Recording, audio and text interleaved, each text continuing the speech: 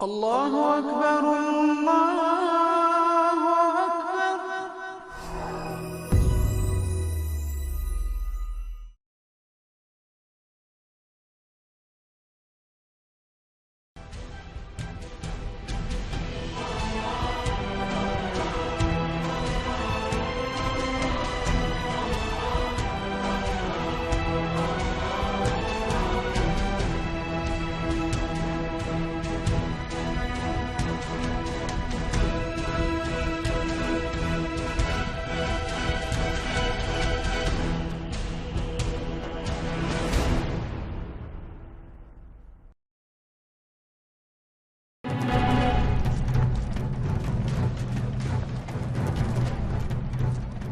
وما هو بقول شاعر قليلا ولا بقول كاهن قليلا ما تذكرون تنزيل من رب العالمين. الله أكبر.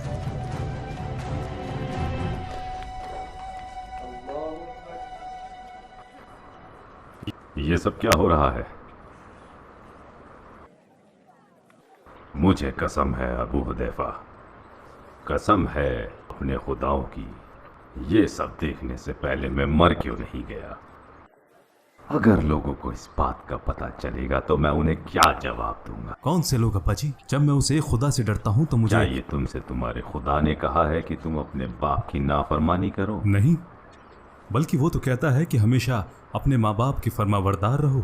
इस्लाम का तो बुनियादी उसूल यही है कि उस एक खुदा में यकीन रखो। अरे सालिम, जरा वो आयत पढ़ना। وقضى ربك ألا تعبدوا إلا إياه وبالوالدين إحسانا إما يبلغن عندك الكبر أحدهما أو كلاهما فلا تقل لهما أف ولا تنهرهما وقل لهما قولا كريما واخفض لهما جناح الذل من الرحمة وقل رب ارحمهما كما ربياني صغيرا. यकीनन हर किसी को अपने माँ बाप के साथ बड़ी नरम दिली से पेश आना चाहिए, चाहे वो शिर्क में ही क्यों ना मुब्तला हो और अपनी औलादों को भी ऐसा करने के लिए बोलते हों। وإن جاهداك على أن تشرك بي ما ليس لك به علم فلا تطعهما وصاحبهما في الدنيا معروفا. जो पहले तुम्हारा गुलाम हुआ करता था वो हिफ्ज़ कुरान होने के बाद दीन में तुमसे आगे निकल गया है क्या? शायद इसीलिए नमाज में तुमसे आगे खड़ा था। हाँ अब्बा जी, ये खासियत अल्लाह ने इसे बख्शी है।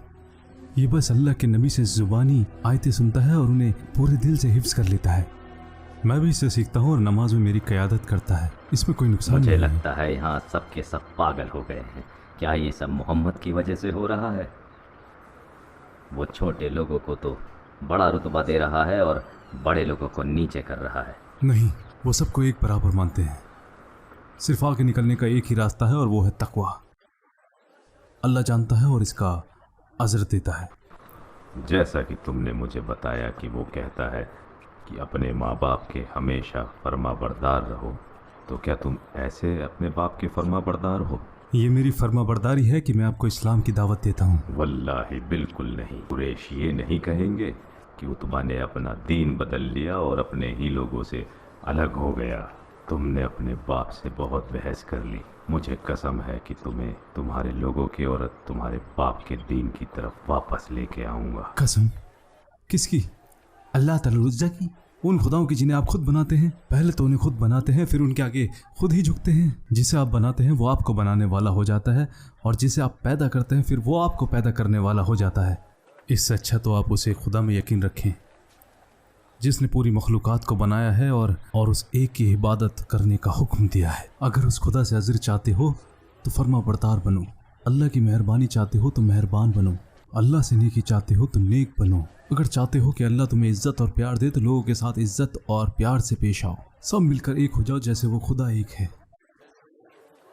बताओ मुझे क्या सही है, या वो खुदा जिनकी वजह से आप आपस में बटे हुए हैं, वो सारे बुत जिन्हें अपनी मर्जी और पसंद से बनाते हो? यहाँ तो सभी कुछ उल्टा लगता है। क्या इंसान खुदाओं को बना सकता है? क्या हो रहा है यहाँ? आपको तो हमारे पास होना चाहिए था। बहुत गंभीर मसला है। इन्हें जवाब दो अबू हुदैफा। अपने बहनोई अबू सुफियान से कहो, अपने ससुर अबू यजीद को बताओ, अपनी बहन से कहो।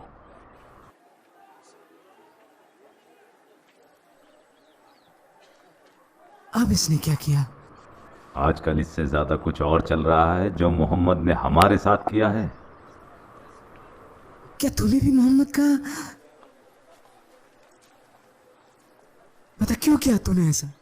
क्यों किया? हमारे खुदा तेरा मुंह काला कर दे। तो हमारे ऊपर इतनी शर्म लेकर आया है। बेशर्म है तू, बेशर्म है। मारो इसे। ये मेरा भाई नहीं हो सकता। मारो इसे, इसे जेल में बंद कर दो और जब तक पीटो जब तक कि ये हमारी तरफ वापस नहीं आ जाता। अपना सामान उठाओ और मेरे साथ चलो। इसने हमारा दीन छोड़ दिया है, अब तुम इसके साथ नहीं रह सकती। अब मैं ईमान ला चुकी हूँ अप्पा जी। अब ना तो मैं इनको छोड़ूंगी और ना इनके बताए हुए दीन को। ये तो शैतानियत है। तुम दोनों का दिमाग फेर दिया है, तुम दोनों का दिमाग फेर दिया है। अबू अब्द शम्स और मैं देखते हैं कि कैसे लोग मोहम्मद को नहीं छोड़ते, मगर हमारी कौम हमें क्यों सुनेगी? क्योंकि हमारे तो खुद के बच्चे ही हमारे दुश्मन बन गए हैं। हम क्या मुंह लेकर लोगों के पास जाएंगे? वो तो यही कहेंगे, जाओ पहले अपने घर को संभालो फिर हमारे पास आना। बिल्कुल, लोगों को ये कहने का हक है।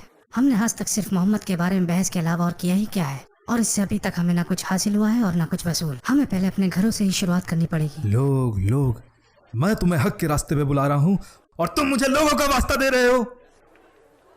हक तो वो है जो लोग करते आए हैं और उनके बाप दादा करते थे। कौन सही है? वो इंसान जो आज काम करता है ताकि उसका कल संवर जाए और ऐसे लोगों के लिए रास्ता बनाता है जो लोग उसमें यकीन रखते हैं, या वो इंसान जो अंधा होकर मुर्दों में यकीन रखता हो। तुमने अभी लोगों की बात की, क्या तुम्हें दिखता नहीं कि मोहम्मद के मानने वाले बढ़ते जा रहे हैं? क्या वो लोग नहीं हैं? तुम्हारा क्या होगा जब अल्लाह के करम से उनका दीन फैलेगा? अल्लाह की कसम ये होगा। और तब क्या होगा जब ज़्यादा से ज़्यादा लोग इस बात को मानेंगे? क्या तुम ये कहोगे कि नहीं, पहले ये गलत था और अब सही हो गया है? क्या ऐसे ही सच्चाई मानोगे? और अगर तुम्हारे जीते जी ये होगा तो लोग तुमसे बहुत आगे निकल चुके होंगे। फिर उस वक्त तुम्हारा रुतबा क्या रह जाएगा? आज तुम नबी से नफरत करते हो क्योंकि तुम्हें अपना रुतबा और रसूख छिन जाने का डर है। अगर तुम्हें रुतबे और रसूख का इतना ही ख्याल है तो आगे बढ़ो और इस्लाम को अपनाओ, ताकि जो तुम्हारा रुतबा आज है कल भी वही रहे। इसे कौन सा दर्जा मिला है? ये तो हमसे भी पहले इस्लाम अपना चुका है। अब तक तो इसे बादशाह बन जाना चाहिए था। हमें मोहम्मद को रोकना होगा। उनका जादू लोगों के सिर चढ़कर बोल रहा है। जितने ज्यादा लोग उन्हें सुनेंगे उतना ज्यादा मानने लगेंगे। मोहम्मद से लोगों को हर हाल में बचाना है, चाहे इसके लिए हमें तलवार ही क्यों उठानी पड़े। मैं इससे ज्यादा बर्दाश्त नहीं कर सकता। जा रहा हूं मैं। अबू सुफियान, क्या तुम मेरी बात नहीं सुनोगे? इससे अच्छा है कि मैं अपने कानों को फोड़ लूं।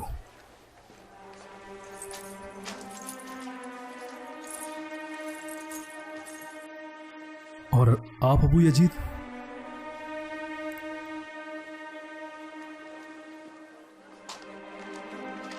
और तुम मेरे भाई?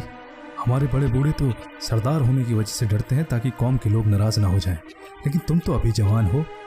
अगर हमारे अब्बा अपने लोगों को नहीं छोड़ सकते तो मैं अपने अब्बा को नहीं छोड़ सकता, चाहे वो तुम्हें जहन्नुम में क्यों न ढकेल रहे हो। मुझे ये बातें समझ नहीं आती। आग, जहन्नुम, जन्नत, इससे बेहतर होता कि मैं तुम्हें यहीं मार देता, लेकिन उससे मेरे दुश्मन खुश हो जाएंगे। मैं तब तक इंतजार करूंगा जब तक मेरे अब्बा कोई राय कायम नहीं कर लेते।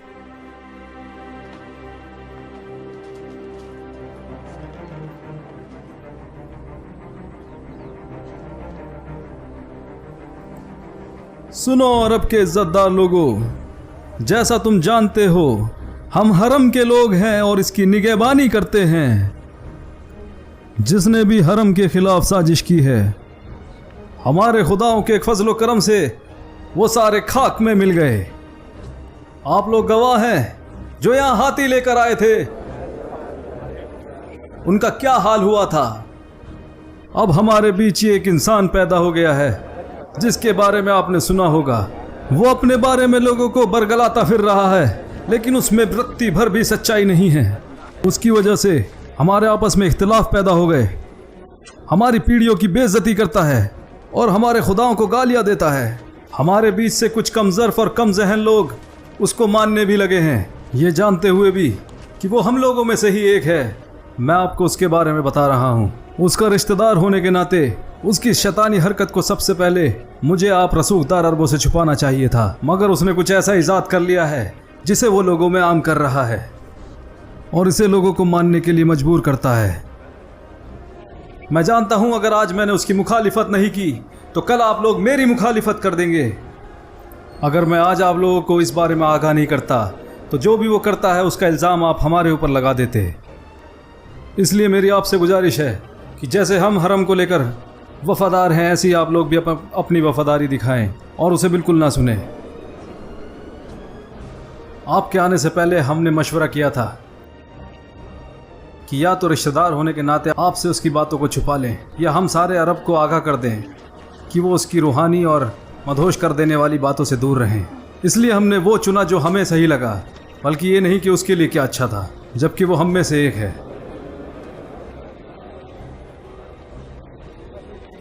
इसलिए आपको इस पाक जगह का वास्ता उससे दूर रहना। अगर उसने वाकई में कुछ अच्छा इजाद किया होता तो सबसे पहले हम उसे मानते, जबकि हम तो खुद उनके कबीले के लोग हैं। अगर वाकई उसकी बात में कोई दम होता तो हम पहले उसे मानते। वो तो यहाँ तक कहता है कि अगर आप लोग हमारे साथ हो जाएं तो अरबों को तो हमारे साथ आना ही पड़ेगा, लेकिन हम जवाब में बोलते हैं कि अरब के साथ हमारा रिश्ता आज का नहीं है, बहुत पुराना है। हम अरबों से दुश्मनी मोल क्यों लेंगे?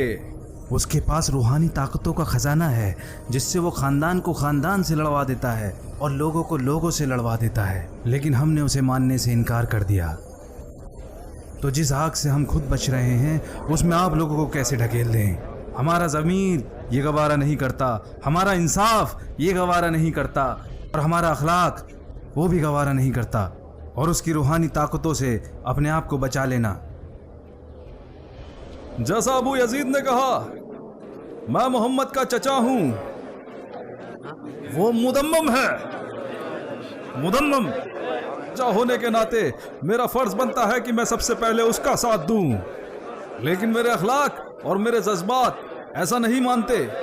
मैं आप लोगों को इस हकीकत से रूबरू कराऊंगा और शहादत दूंगा, क्योंकि मेरे अब्बा अब्दुल मुत्तलिब ने हमेशा मुझे सच का साथ देना ही सिखाया है। मैं भी अपने भतीजे मुदम्मम को प्यार करता था, यहाँ तक कि मैंने अपने दोनों बेटों की शादी उनकी दोनों बेटियों से करा दी। लेकिन जब मुझे उनके झूठ के बारे में पता चला तो मैंने अपने बेटों को बोला कि उसे फौरन तलाक दे दें। हाँ, वो मुझे प्यारा था, लेकिन उससे ज्यादा प्यारा मुझे मेरा दीन और मेरा शहर है। मैं आप लोगों के सामने आज शहादत देता हूं कि वो झूठा है, मक्कार है।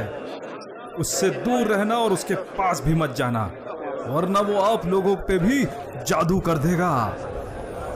आप लोगों ने इनके चचा की शहादत को सुना, अब बाकी कहने को कुछ बचा नहीं है। सुना आपने, अब बाकी कहने को कुछ बचा नहीं है।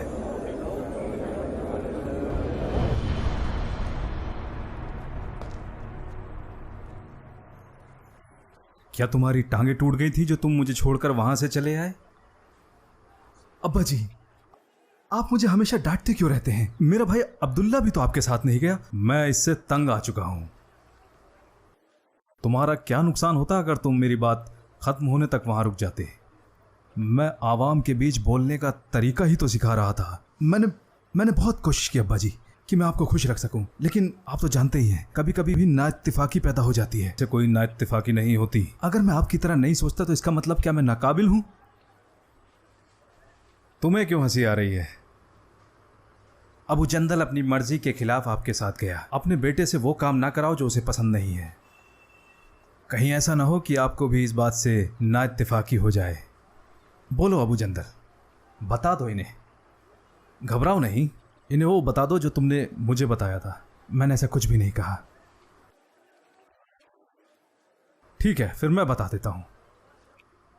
अब्बा जी, जो भी आपने आज मोहम्मद के लिए कहा उससे आप बड़े खुश हो रहे होंगे, जबकि आप कुरैशियों में बड़े सादिक इंसान हैं। लेकिन ये सदाकत आपके साथ भी जा सकती है और आपके खिलाफ भी। ठीक उसी तरह जैसे एक तेज धार तलवार का इस्तेमाल इंसाफ को बचाने के लिए भी किया जा सकता है और नाइंसाफी को बढ़ाने के लिए भी। और आपने आज नाइंसाफ़ी की है। आपने जो भी मोहम्मद के बारे में कहा है ना तो वो सही है और ना ही सच है। याद रखें अब्बा जी, सच्चाई के साथ बिताया गया एक पहर झूठ के साथ बिताई गई जिंदगी से कहीं बेहतर है। तुम मोहम्मद का साथ दे रहे हो। मुझे लगता है तुम भी कहीं उसके सहाबाओं में से एक तो नहीं हो, या तुम उसके पास बैठने लगे हो। तुम्हें पता नहीं है कि उसने तुम्हारे बहनोई अबू हुदैफा और तुम्हारी बहन साला को भी अपने जाल में फंसा लिया है। अगर मैं वाकई में ऐसा कुछ करूंगा तो सबसे पहले आपको पता चलेगा आखिर तुम्हें हुआ क्या है। हमने आपसे ही सीखा है। जब से हमने होश संभाला है आपने हमें बताया है कि मोहम्मद हमारे लोगों में सबसे ज़्यादा सादिक, अल-अमीन, अल-करीम है। फिर अचानक एक दिन हम उठते हैं और आप हमसे बोलते हो कि नहीं, वो तो एक झूठा और मक्कार और जादूगर है। मैं पहले भी सच्चा था और आज भी सच्चा हूँ। ऐसा नहीं हो सकता।